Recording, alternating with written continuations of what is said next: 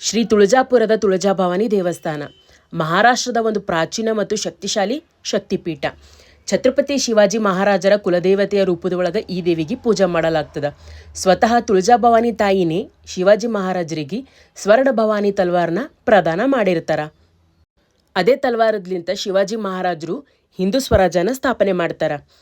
12ನೇ ಶತಮಾನದೊಳಗೆ ಯಾದವ ರಾಜರ್ಲಿಂತ ಈ ದೇವಸ್ಥಾನ ನಿರ್ಮಿಸಲಾಯಿತು ಅಂಥೇಳಿ ಹೇಳಲಾಗ್ತದೆ. ಗರ್ಭಗುಡಿ ಒಳಗಿರೋಂಥ ದೇವಿ ಮೂರ್ತಿ ಅಷ್ಟಭುಜ ಹೊಂದಿರೋಂಥ ಶಾಲಿಗ್ರಾಮ ಕಲ್ಲಿನ ಒಳಗೆ ಕೆತ್ತಿರೋಂಥ ಮೂರ್ತಿ ಇದೆ. ಇಲ್ಲಿ ಬರೋಂಥ ಭಕ್ತಾದಿಗಳು ದೇವಿ ಎಲ್ಲ ರೀತಿ ಕಷ್ಟಗಳನ್ನೆಲ್ಲ ದೂರ ಮಾಡಿ ಬರೀ ಖುಷಿ ಸಂತೋಷ ಎಲ್ರಿಗೂ ಕೊಡ್ತಾಳನ್ನೋ ಒಂದು ನಂಬಿಕೆಲಿಂತ ಲಕ್ಷಾಂತರ ಜನ ದಸರಾ ಟೈಮ್ನಾಗ ಇಲ್ಲಿ ಪಾದಯಾತ್ರೆ ಮಾಡಿಕೊಂಡು ಬರ್ತಾ ಇರ್ತಾರೆ.